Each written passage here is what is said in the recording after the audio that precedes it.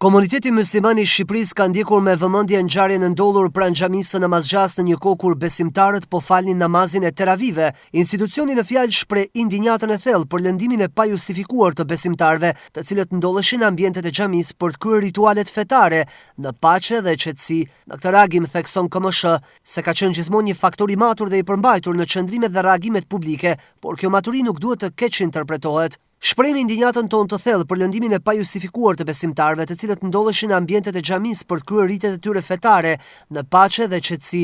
Komuniteti musliman i Shqipërisë ka qenë gjithmonë një faktor i matur dhe i përmbajtur në qëndrimet dhe reagimet e tij publike. Megjithatë, kjo maturi nuk duhet të keq interpretohet si tolerimi i shkeljes së të drejtave dhe lirive kushtetuese të besimtarëve tanë. Në këtë kuptim dëndojmë me vendosmëri incidentin e ndodhur me 20 shkurt pranë xhamisë së Namazgjas, ku besimtarët pafajshëm u lënduan pas një shkak. U bëjmë thirrje të gjithë aktorëve të përfshirë që të tregojnë maturi, përgjegjësi dhe vetëpërmbajtje, në mënyrë që veprimet e tyre të mos sënojnë të drejtat dhe liritë e besimtarëve tanë apo të çdo qytetari tjetër, përfundon reagimin KMSH. Edhe kryedemokrati Sali Berisha reagoi gjatë komunikimeve publike duke dënuar këtë akt dhune, ndërsa fajsoi policinë për hedhjen e gazit lotësjellës. E dinim se pas iftarit, mira besimtar do të mbushnin sallat e xhamisë për të falë namazin. Dhe vendosëm që ne nuk do zhvillojmë asnjë protest në territorin apo paralel me territorin e xhamisë, në mënyrë që të mos ketë asnjë shkak për hedhjen e gazit dhe prishjen e namazit besimtarëve musliman. Pavarësisht nga kjo, drejt xhamisë u hodhen bomba tymuese dhe gazi lotësjellës sa asnjëherë tjetër.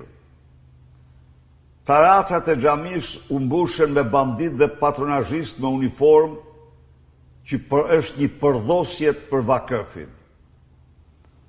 Dënoj me forcën më të madhe dhunimin e xhamisë, dhunimin e besimtarëve gjatë faljes së namazit dhe hedhjen e gazit dhe bombave tymuese në territorin e xhamisë. Jam i bindur se drejtuesit, udhëheqësit shpirtëror të komuniteteve nuk pajtohen me qëndrime të tilla.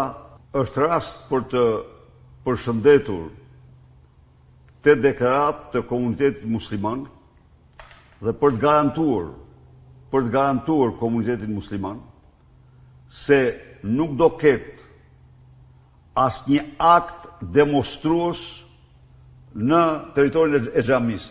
Por ata kanë hedhur pa asnjë shkak gazin drejt besimtarëve, sikundër kanë hedhur gazin drejt oborrit të Partisë Demokratike pa asnjë shkak.